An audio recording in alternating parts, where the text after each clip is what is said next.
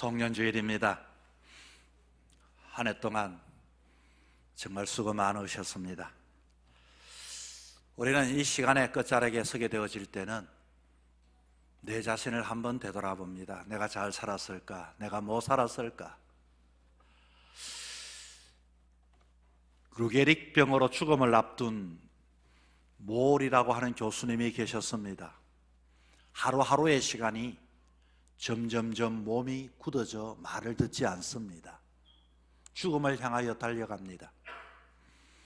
그런데 그는 매주 화요일마다 옛 제자에게 인생 수업을 하게 되는데, 죽음을 가장 가까이 둔 사람이 이 삶에 대하여 보다도 뚜렷하고 분명한 인생 강의를 하게 되는 겁니다. 교수님은 이렇게 말합니다. 사람들은 사랑을 배우지 못한 채 성공만 배우고 살아간다. 그래서 많이 가져도 외롭고 누리고 있어도 힘들고, 친구들은 떠나버리고 내가 가지고 내가 붙잡고 내가 올라가도 인생에 그것이 진정한 성공이 아니더라는 겁니다.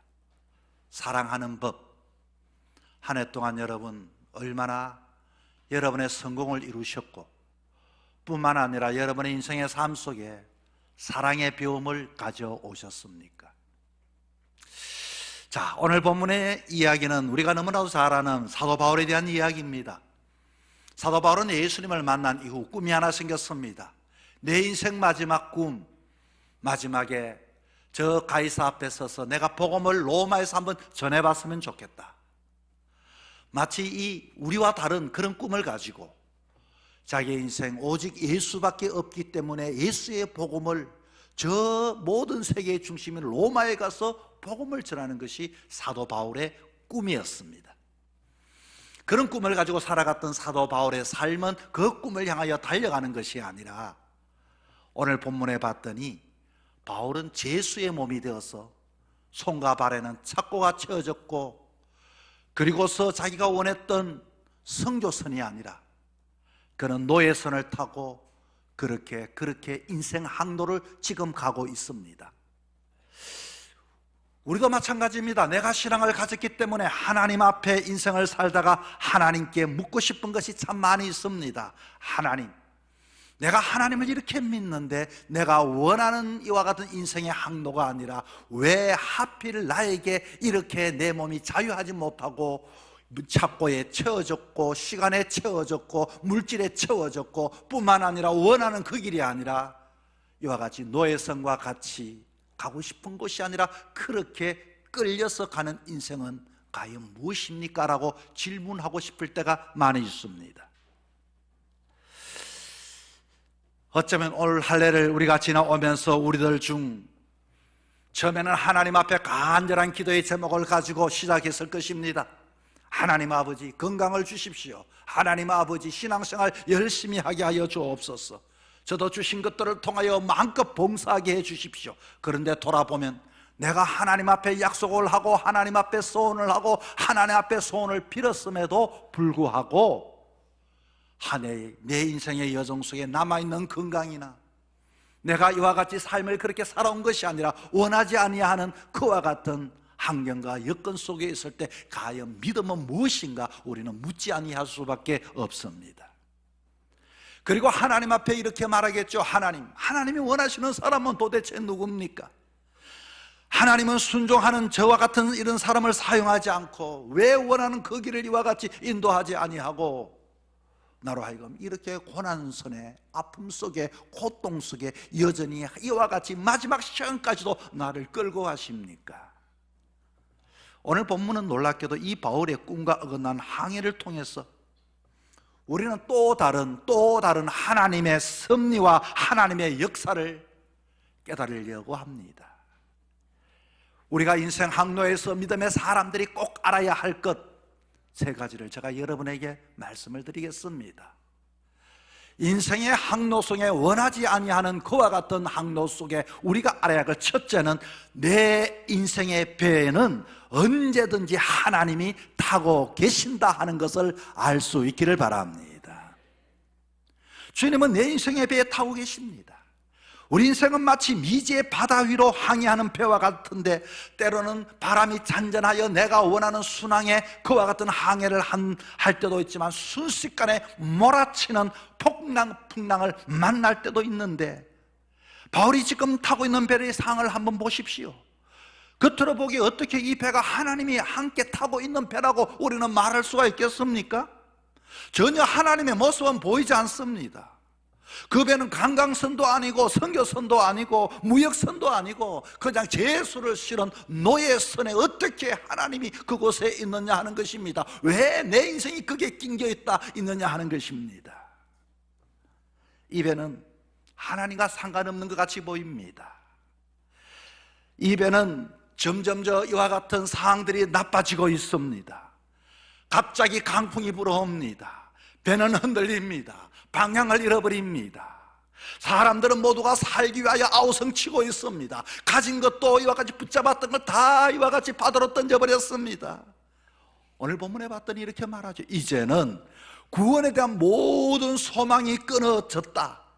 구원에 대한 소망도 없는 이 배가 도대체 어떻게 하나님이 타고 계신 배란 말입니까? 이런 위기 속에 배에 탄 사람들은 나름대로의 살기 위하여 그 좁은 배 안에서 듣기도 하고 붙잡고 소망을 가지고 있었을 것입니다. 선장의 말을 듣고 정보를 얻고 항구의 조건은 어떤가? 지금 이와 같이 바람은 좀 잔잔해질 수 있을까? 그리고 나름대로의 이와 같은 항해 속에서 자기의 경험과 판단을 근거하여 자기의 인생을 내려놓고 있습니다. 그 배는 하나님은 보이지 않습니다. 처음부터 어쩌면 하나님과 상관없는 배처럼 보이는 것이 우리들의 인생의 항로가 때로는 이와 같을 수가 있습니다. 이런 장면을 마치 한 해를 살아온 우리들의 인생 항로, 내 인생이 내 뜻대로 되지 아니하고 하나님과 상관없는 이와 같은 내 걸음이 어떻게 내가 하나님을 믿는다고 말하며 하나님 앞에 나아갈 수 있단 말입니까? 그래서 이 배를 타고 있는 사도 바울은 잘은 모르지만 이렇게 중을 걸었을 수도 있을 것입니다. 하나님, 나는 이런 배를 원한 적이 없습니다. 하나님 아버지, 나는 이런 인생을 살고 싶지 않습니다.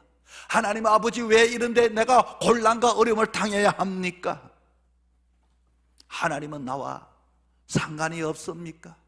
하나님의 모습, 하나님의 말씀이 보이지 않는다고 투덜거릴 수도 있습니다. 왜 하나님 침묵합니까? 그렇게 한 해를 항해하면서 이제 마지막 나의 인생배가 파손되기 일보 직전, 내 배가 완전히 깨어지기 그 일보 직전, 바로 그때 성경은 우리에게 말합니다. 여러 날 먹지 못하였으므로 바울이 그 가운데 서서 말하되, 여러분이여 안심하라. 내게 속한 하나님, 내가 섬기는 하나님의 사자가 어젯밤에 내 곁에 서서 말하되 두려워하지 말라. 어젯밤에 하나님의 사자가 나에게 찾아왔는데 나에게 들려준 말씀은 두려워하지 말라입니다. 여러분, 무엇을 말합니까? 배가 파손될 때까지는 하나님은 그곳에 계시지 않는 줄 알았는데 하나님이 그 상을 지켜보고 계셨다는 것이고, 그리고 어젯밤에 하나님의 대신인 사자가 나타나서 나한테 그 말을 전해주었다는 겁니다. 이것은 우리에게 어떤 의미입니까? 주님은 이와 같이 우리는 주님을 바라보지 못하지만 주님은 언제나 믿음의 사람들의 상태와 환경과 여건을 언제나 헤아리시고 돌보시고 이와 같이 우리 곁에 있다는 것을 알 수가 있는 것입니다. 비록 이 배가 죄수의 배였지만 그 배는 동시에 하나님의 계획을 실은 배는 우리는 깨닫지를 못했지만, 하나님은 처음부터 출발할 때부터 하나님은 그 배를 지켜보시고 그 배가 어떤 상에 이르기까지도 주님은 알고 계셨다는 것을 본문을 통하여 깨닫게 됩니다. 세상을 살면서 우리가 분명히 알아야 할 것은 내가 어떤 배를 타고 가느냐가 아니라, 배의 상태가 어떤가가 아니라, 어떤 크기의 배인가가 아니라, 내 인생 항로에 하나님이 계시는가? 하나님이 계시는가? 내 인생이 흔들리고 있습니까? 내 계획이 무너진 것 같습니까? 올 한 해도 실패처럼 보여집니까? 어떤 이는 파선 직전처럼 느껴질 때도 있습니다. 그러나 믿음의 사람의 인생 항로에는 언제든지 어제나 오늘이나 내일이나 하나님은 우리를 헤아리시고 살피시고 알고 계시고 모든 것을 함께 하시는 하나님을 믿을 수 있기를 바랍니다. 에릭 와이너의 소크라테스 익스프레스라고 하는 책에 노예 출신 철학자 에픽테토스의 말을 소개합니다. 너는 배를 선택할 수가 없지만은 너가 그 배에서 어떻게 해야 항해해야 할지는 너는 선택할 수가 있다. 무슨 말입니까, 여러분? 우리 인생의 배는 사람마다 자기가 선택할 수가 없는 것 같아요. 그러나 내가 어떤 배를 탔든지 어디에 있든지 이와 같이 하나님이 있음을 알고 하나님의 음성이 들려지는 인생 될 수 있기를 바랍니다. 우리는 어떤 배를 선택할 수는 없지만 내가 타고 있는 그 배에 내가 어떻게 항해할 것인가. 하나님은, 믿음의 사람은 하나님은 떠나지 않는 분입니다. 하나님은 언제나 내가 섬기는 하나님께서 오늘 밤 나에게 말씀하셨습니다.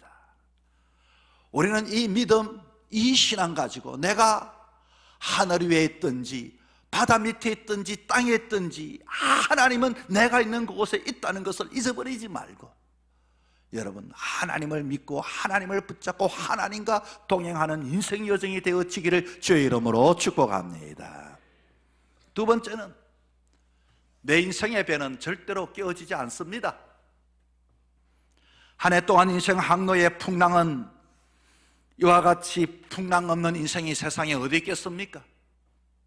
인생의 항로에 이와 같이 바람 불지 아니하는 바다가 어디 있겠습니까?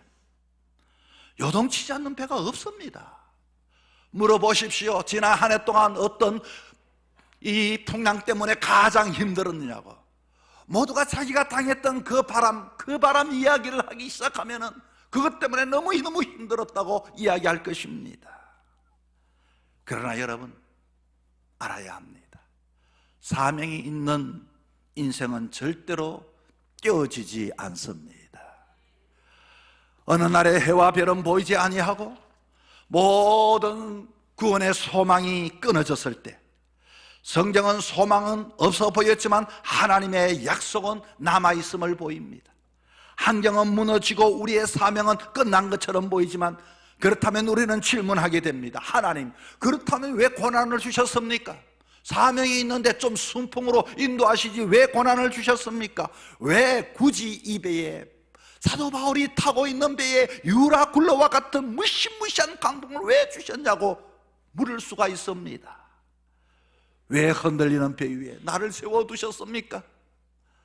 여러분, 사명을 감당할 사람을 만들기 위하여 그만한 이와 같은 하나님께서 그 사명은 누구에게든지 감당할 수 있는 일이 아니라 사명을 감당할 만한 사람을 만들기 위하여 올려놓고 흔드시고 훈련시키고 연단시켜서 그와 같이 그 사명을 감당하기 위하여 그와 같은 환경과 여건을 조성하기 위하여 흔든다는 것입니다. 여러분, 우리가 그런 상황 속에 자신의 힘을 잃어버립니다. 환경을 포기하게 됩니다. 믿었던 사람에 대하여 이와 같이 저는 사랑과를 의지하지 않습니다. 주님, 이제는 이 상황 속에 주님밖에 없습니다. 하나님이 나를 살려주셔야 하는 것입니다. 우리의 인생의 삶 속에 이와 같은 고백을 하게 하는 것입니다. 사도행전 27장 말씀에 하나님은 폭풍을 즉시 멈추지 아니하시고 분명히 말씀합니다. 두려워하지 말라. 너가 반드시 가이사 앞에 서야 하겠고 너의 사명은 가이사 앞에 서는 것 맞잖아.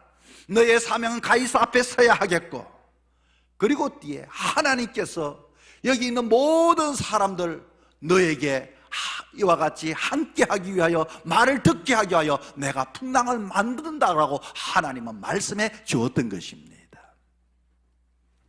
배가 흔들리지 않을 것이다, 고난이 없을 것이다 라고 말한 것이 아니라 하나님은 두려워하지 말라.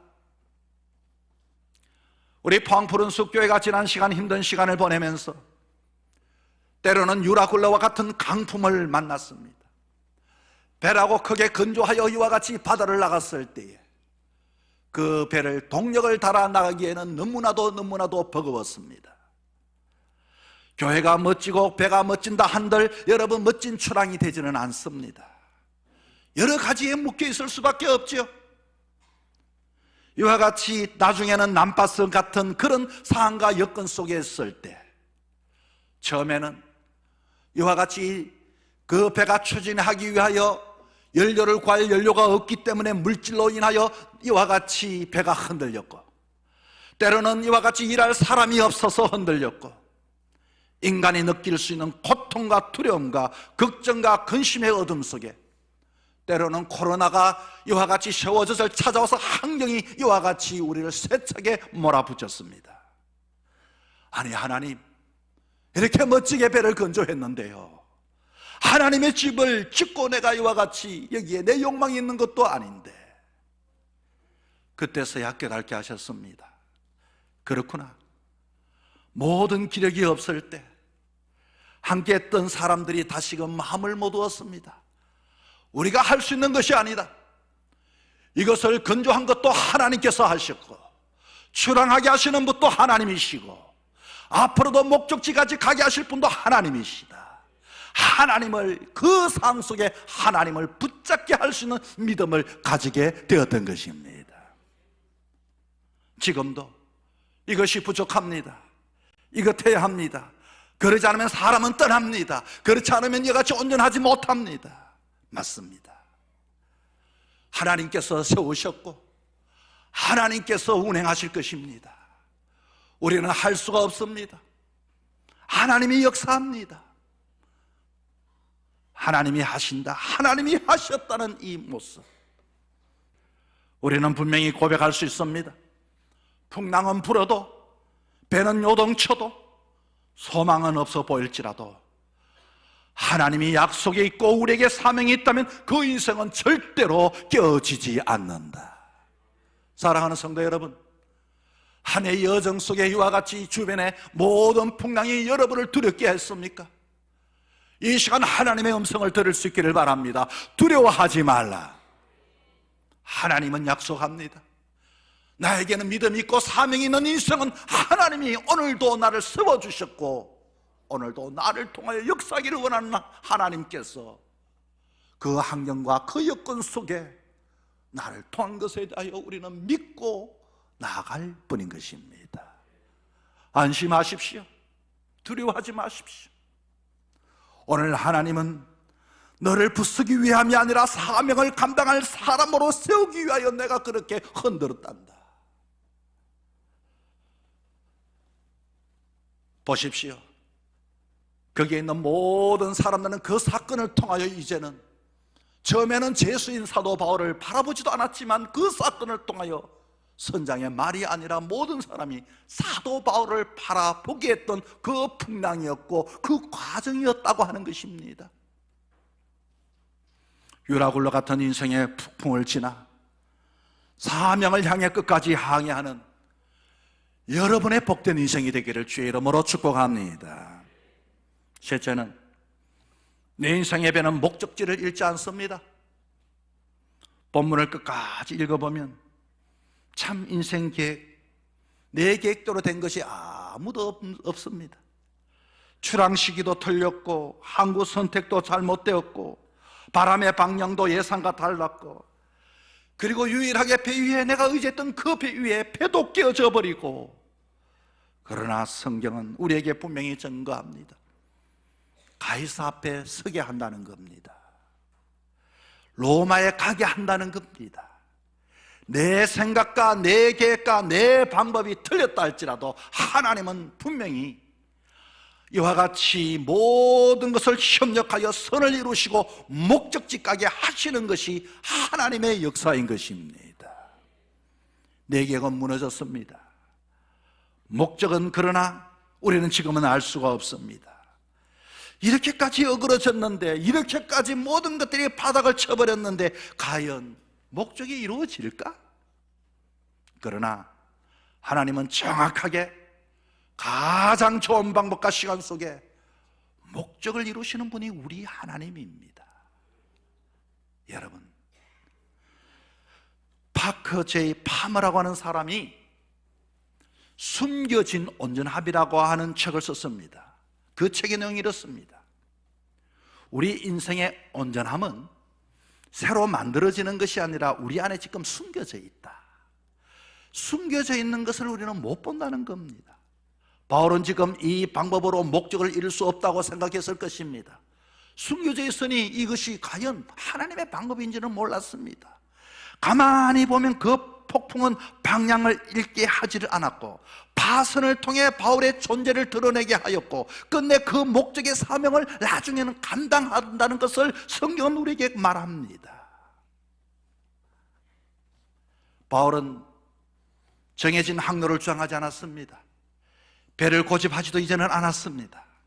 하나님의 약속을 붙잡고서 이와 같이 사도행전 27장 24절에 너가 반드시 가이사 앞에 서야 하리라, 이 한 문장 혼란 속에 그의 인생의 중심에 두고서 그는 전하는 자가 되었고 그렇게 응답받는 자가 되었던 것입니다. 숨겨진 온전함, 여러분, 이게 무슨 뜻입니까? 고난은 우리를 부수기 위해 오는 것이 아니라 우리가 아닌 것을 벗겨내기 위해서 오고, 유라굴로 같은 강풍은 바울의 인생을 파괴하지 않았습니다. 도리어 대신 내가 그가 붙들 필요 없는 것들을 버리게 하시고 그로 인하여 붙잡고 증거해야 할 것을 이와 같이 증거하는 사람으로 하나님께서는 바울을 그 속에서부터 세워주신 것입니다. 하나님은 이미 그의 인생 심어두신 사명을 숨겨두었던 그 온전함을, 숨겨진 온전함을 드러내기 위하여 배를 부수기도 하시고 풍랑을 만나기도 하시고 이와 같이 절박한 마음을 갖기도 하시고 하나님을 바라보기도 하시고, 경로는 달랐지만 목적지는 정확하게 로마에 가서 복음을 전하는 사람이 되었던 것입니다. 사도행전 27장은 이렇게 끝납니다. 그들이 다 안전하게 육지에 이르렀더라. 사도행전 27장 44절의 말씀입니다. 다 안전하게 육지에 이르렀더라. 널빤지를 붙잡고서라도 하나님은 자기 사람을 목적지까지 끌어 데려가시는 분이 우리 하나님이십니다. 배가 온전한 채 도착하지는 않았지만 인생은 온전함을 잃지 않았습니다. 숨겨진 온전함의 신비가 여기에 있는 겁니다. 지난 날을 보면은 불평한 것, 너무 힘든 것밖에 없었지만 가만히 보니 그래서 하나님이 나를 그렇게 그 가정을 통하여 이렇게 만드셨구나. 그 가정을 통해서 만드셨구나. 그 온전함을 발견할 수 있기를 바랍니다. 이 고백으로 한 해를 마무리합시다. 주님, 제가 만든 인생이 아니라 주님이 이미 제 안에 심어두신 그 주님의 온전함을 신뢰하는 인생 되게 하여 주옵소서. 배가 흔들려도 경로가 달라도 주님이 타고 계신 인생은 결코 목적지를 잃지 않습니다. 믿음의 사람은 어떤 이와 같은 환경과 엮어서 하나님이 함께하는 사람이 믿음의 사람입니다. 믿음의 사람은 하늘을 향해하는 이 모든 성도들에게 다시금 하나님의 음성을 붙잡고 목적지를 향하여 힘있게 주님 오시는 그날까지 믿음의 항해를 감당하는 저와 여러분의 삶이 되기를 주 이름으로 축복합니다.